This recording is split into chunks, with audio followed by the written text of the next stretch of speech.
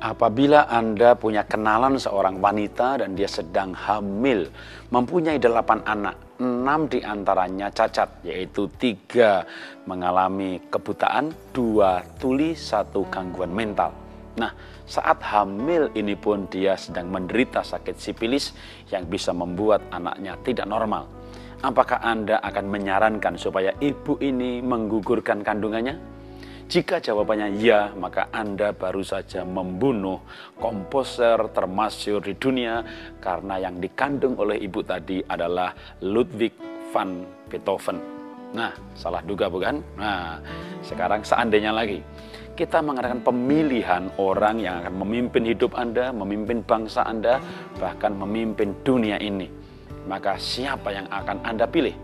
Calon A, dia seorang yang dikenal dengan politisi jahat pada masa lalunya. Lalu dia tergantung dengan penasehat kliniknya seorang astrologis. Dia seorang peminum martini 6-8 botol sehari, bahkan seorang perokok berat. Calon B, masa lalunya dikenal dengan orang yang pernah bekerja dan dipecat 2 kali dari kantor. Waktu kuliah pun memakai narkoba. Dia seorang peminum whisky dan ditambah lagi punya hobi bangun siang. Calon yang ketiga, C, adalah seorang vegetarian, tidak merokok, tidak pernah selingkuh, bahkan seorang pahlawan perang. Kalau mau ditambah lagi, calon B tadi juga punya istri muda 2. Nah, siapa yang Anda pilih? Kalau Anda memilih A, maka A adalah Franklin D. Roosevelt, presiden yang luar biasa, tapi itulah masa lalunya. Calon B adalah Winston Churchill, tokoh Eropa luar biasa, itulah masa lalunya. Anda pilih C, nah itulah masa lalu dari Adolf Hitler. Apa yang saya mau katakan dari cerita ini? 2 tokoh hebat punya masa lalu yang jelek, sedangkan Adolf Hitler yang dikenal sangat kejam, masa lalunya bagus.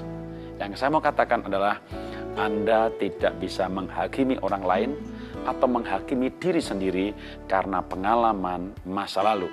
Karena masa lalu adalah masa lalu, tapi seseorang adalah sebenarnya apakah dia hari ini atau dia mengalami selanjutnya pencerahan hidup, pertobatan, komitmen, lalu dia berubah. Karena sesungguhnya saya mau mengatakan, apabila seseorang dibelah dadanya, saya hanya mengajak berimajiner, maka saya ingin menulis sebuah papan besar di dada orang itu. Dan tulisan itu adalah, Tuhan belum selesai dengan saya. Tuhan berkarya pada setiap orang, melalui peristiwa, melalui lingkungan, dan orang itu sebenarnya tidak tergantung lingkungan atau peristiwa, tapi bagaimana ia bereaksi terhadap lingkungan dan peristiwa. Orang-orang yang punya lingkungan jelek, masa lalu jelek, tapi dia bereaksi tepat, bertobat, pencerahan, mengambil komitmen untuk berubah, lalu dia merubah dirinya.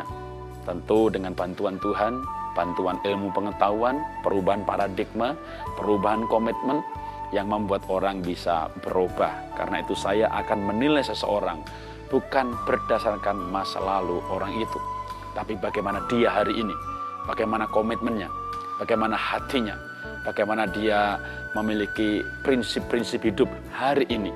Masa lalu adalah history, masa lalu adalah sejarah. Tapi hari ini dan akan datang, itulah sesungguhnya orang itu yang harus kita nilai. Demikian juga dengan Anda. Anda tidak perlu malu dengan masa lalu Anda.